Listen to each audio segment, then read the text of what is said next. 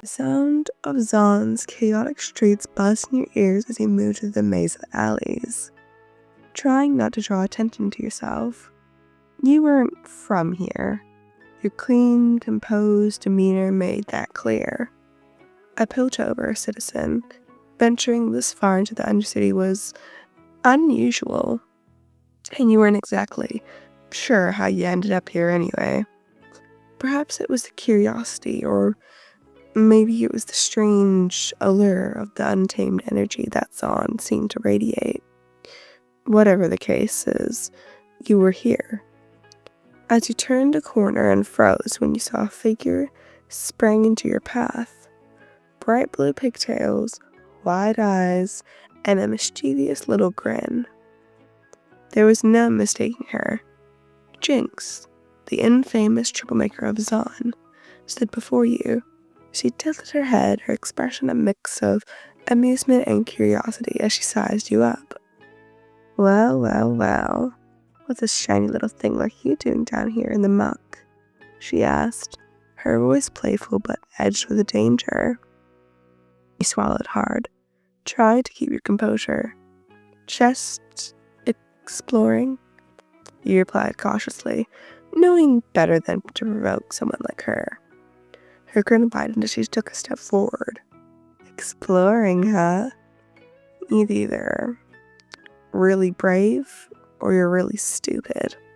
Maybe both. Lucky for you, I like both. She leaned in, her eyes sparkling with mischief. You're not planning on snitching on me, are you? No, you said quickly. I don't even know what you're doing. Jinx's laugh echoed throughout the alley, a sound of the chaotic girl herself. Good answer. So, what's your deal? You don't exactly scream the Zahn type. You've got this whole neat and tidy thing going on, kind of boring, but it's also kind of cute too.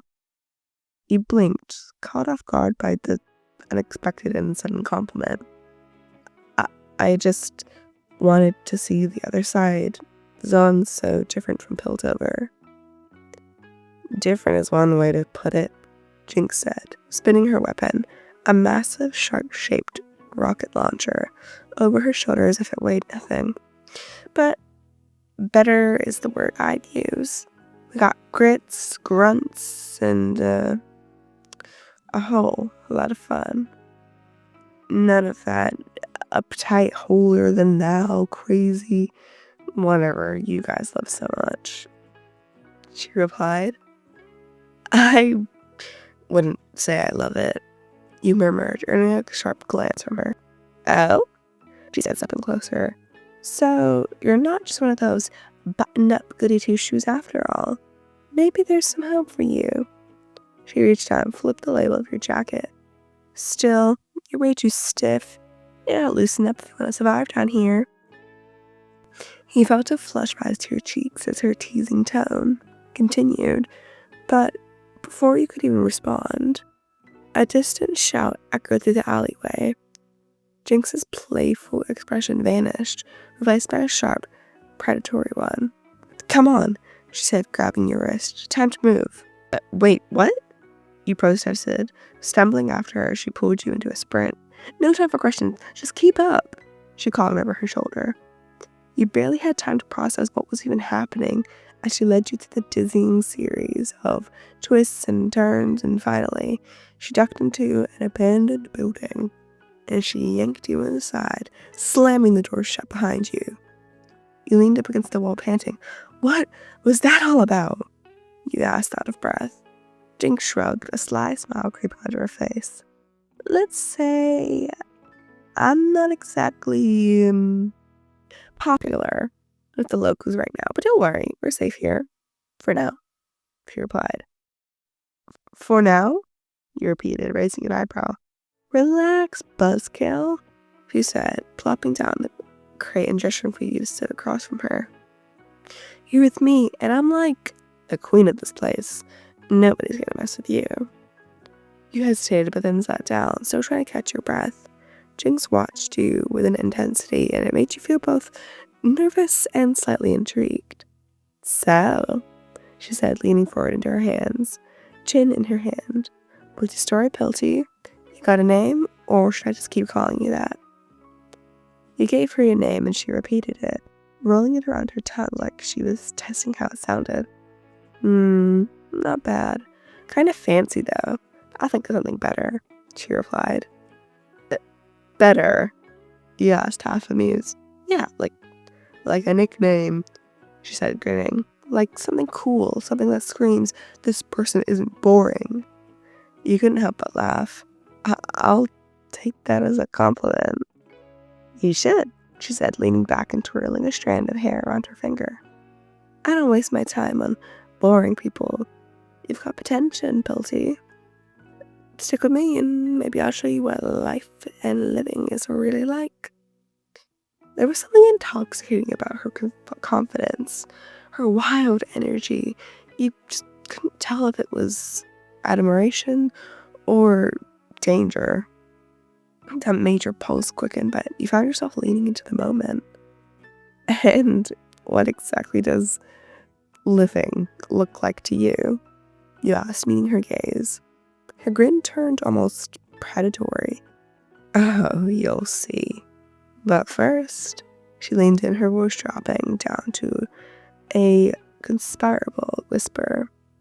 Tell me, Pilty, do you always play it safe? Or do you got a little chaos in you? You hesitated, unsure of how to answer.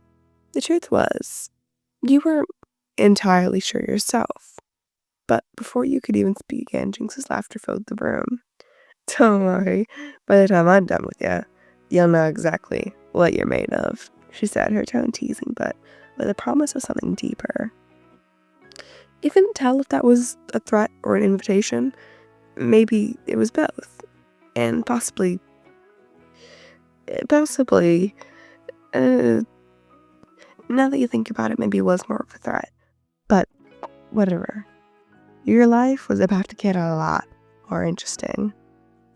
The abandoned building's dim lighting and scent of rust in the air created tension you couldn't quite shake. Jinx had taken to pacing around the room.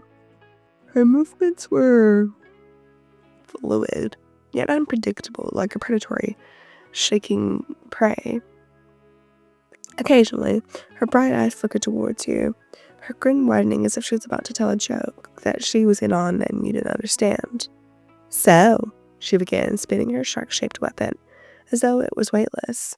Do you always walk into situations you can't handle, or is tonight just special? You tried to keep your voice steady. I didn't plan for this, I was just curious. Curiosity is dangerous, you know, she said, suddenly stopping in front of you. It gets people into all sorts of trouble. Like you, right now. Her voice dropped, dropping with a mock seriousness, though her mischievous smirk betrayed her amusement. I didn't mean any harm, you said, raising your hands in a slightly placating gesture. She leaned closer, so close that her vibrant eyes were all you could focus on. Yeah? What if I don't believe you, huh? What if I think you're just another spy sniffing around where you don't belong? You opened your mouth to respond, but she cut you off with a sharp laugh, stepping back and twirling around. Relax, I'm just messing with you mostly. The uncertainty of whether she was serious had shivered on your spine, but you forced yourself to stay calm. So, what happens now? You asked, trying to regain some form of composure and control over the situation. Jinx stopped spinning and turned to face you fully, her grin replaced by a more thoughtful expression. What happens now? She echoed, tapping her finger to her chin. Well, that kind of depends on you, doesn't it? You frowned. What do you mean? She tilted her head, scrutinizing you. You're a weird one, you know. Most Pelties would have been crying or begging by now, but not you. You're just standing there like you're trying to figure me out. Maybe I am, you admitted. You're not exactly easy to understand. Her grin returned, sharp and playful. Oh, I like you, Pilty. You got guts, or you're just stupid. Either way, it's fun for me. Before he could even respond, the distant sound of shouting echoed through the building. Jinx's smile dropped instantly, replaced by a scowl. Ugh, they never quit, she murmured, grabbing her weapon and heading towards the door. She paused and looked back to you. Stay put. Don't move. Okay? You nodded, though the idea of staying alone in this decrepit building while chaos brewed on the outside wasn't exactly comforting. Jinx didn't want a response. She didn't even wait for one. She slipped out, leaving you lingering with the thoughts of your own mind and the scent of gunpowder. Minutes stretched into what felt like hours, and the shouting grew louder, punctuated by the occasional explosion and the rattling of walls. You paced nervously, debating whether you should try and follow her instructions or you should find a way out. But just as you decided to risk it all, the door burst open. Jinx stormed back in, her hair slightly singed and her grin even wilder. Wilder than it was before. I love when they think they can catch me. That was so fun, she exclaimed, out of breath. You stared at her, half in awe and half in disbelief. What happened out there? Oh, nothing big, just a little boom boom here and a little kapow there, the usual. She waved a hand submissively at you, then turned her attention to you. You didn't move, did you? No, you said, though your tone made it clear you considered it. Good, she said, sauntering over to you. It means you're smart enough to listen to sometimes. Before you could even respond, she was suddenly in your space again, her hands braced against the wall on either side of your head. Her grin was sharp and almost predatory. Her eyes danced with a mix of amusement and something darker. Let's get one thing straight, Filty, she said. Her voice was low and teasing. You're in my world now, and in my world, things don't always go the way you want. Okay? Your heart pounded as you met her gaze, unsure to be intimidated or exhilarated by the sudden change in mood. Got it, you managed to say. Her grin softened, though her eyes remained as intense as ever. Good. I hate to have to teach you the hard way.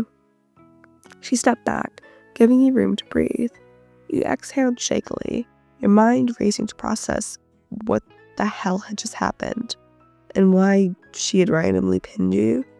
She grabbed a small device from her pocket and began tinkering with it, humming a tune under her breath. So, she said casually, not even looking up from her work that she decided to do right now. What's the deal with you anyway? Why did you come down here? Don't tell me, it was just curiosity, she asked. You hesitated, unsure of how much to actually reveal, but you decided to just say the truth. I just wanted to see what Zon was really like, not just in the stories we hear of and built over. Jinx glanced up, and you looked at her expression unreadable. And what do you think? She asked. It's different, you said carefully. Chaotic, but kind of alive. There's a sort of freedom here you don't find in Piltover. She smirked. Damn right. Piltover's all over the rules and the walls, and here we just make our own rules, or we make them more whatever's more fun. You nodded, unsure of how exactly to respond. The truth was, you found her whole world both fascinating and terrifying. But Jinx must have noticed the look on your face, because she chuckled. Stepped closer to you. Careful, Pilty. Stick around too long and you might start liking it here. Or worse, she said, her voice dropping, as she leaned in, lips brushing against your ear. She whispered, you might start liking me. Your breath caught in your throat before she pulled away with a laugh, clearly enjoying your reaction. Relax, she said, waving a hand dismissively. I'm just messing with you, or am I? She winked, turning her attention back to the device in her hand. You watched her, your mind a whirlwind of emotions. You had a feeling that this wasn't going to be the end of your adventure with Jinx. Not by a long shot.